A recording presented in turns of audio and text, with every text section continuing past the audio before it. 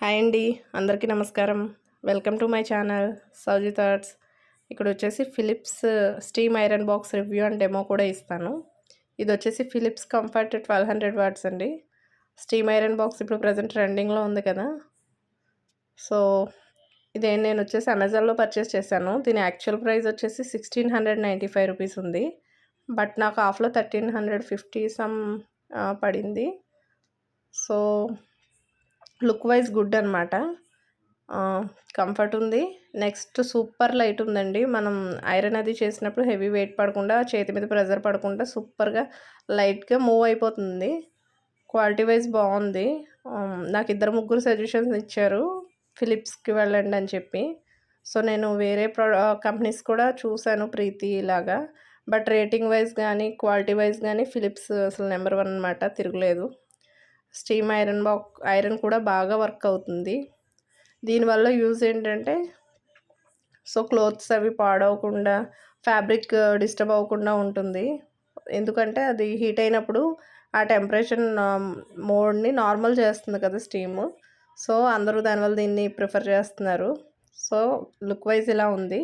దీనికి back side sticker ఉంటుంది. నేను ఆల్రెడీ రిమూవ్ చేసేసాను. అదేంటంటే మనం పవర్ ఆన్ చేయకముందే అది ఒకసారి రిమూవ్ చేసేసుకుంటే సరిపోతుంది. వైర్ కూడా లెంతీగానే ఇచ్చాడండి, కొంచెం లాంగ్ డిస్టెన్స్ కూడా మెయింటైన్ అయ్యేలాగా. క్వాలిటీ బాగుంది.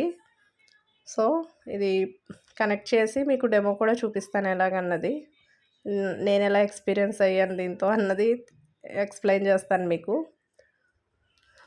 సో వైర్ కనెక్ట్ చేసుకుని ఫస్ట్ ఇక్కడ నాబ్ ఇచ్చాడు కదా, ఆ నాబ్ ద్వారా కాకుండా సో ముందు పవర్ కనెక్ట్ చేస్తున్నాను.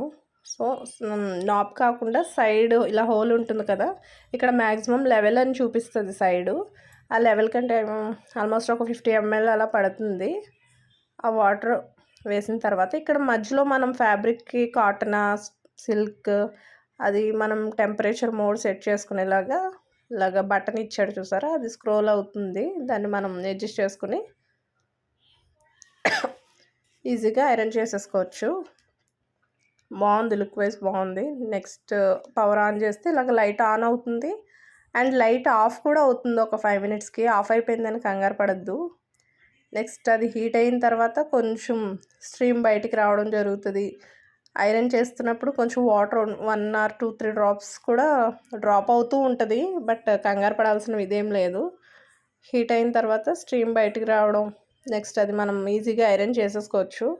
దీంట్లో కంగారు పడాల్సింది ఏం లేదు. లైట్ ఆఫ్ అవుతూ మళ్ళీ అది టెంపరేచర్ అడ్జస్ట్ అయినప్పుడు మళ్ళీ లైట్ ఆన్ అవుతూ ఉంటుంది. లైట్ ఆఫ్ అయిపోయిందని కంగారు పడొద్దండి. ఐరన్ మాత్రం చాలా బాగా అవుతుంది. సో అందరూ తీసుకోవచ్చు హ్యాపీగా. సో ఇదండి, ఈజీగా హ్యాండిల్ చేయొచ్చు. లైట్ వెయిట్ ఉంటుంది, మనకి ఇబ్బంది లేదు. బట్ హ్యాపీగా అందరూ పర్చేస్ చేసుకోండి, బాగుంది. Go for it. అంతేనండి. వీడియో కనుక నచ్చితే లైక్ చేయండి, షేర్ చేయండి, కామెంట్ చేయండి. Bye bye.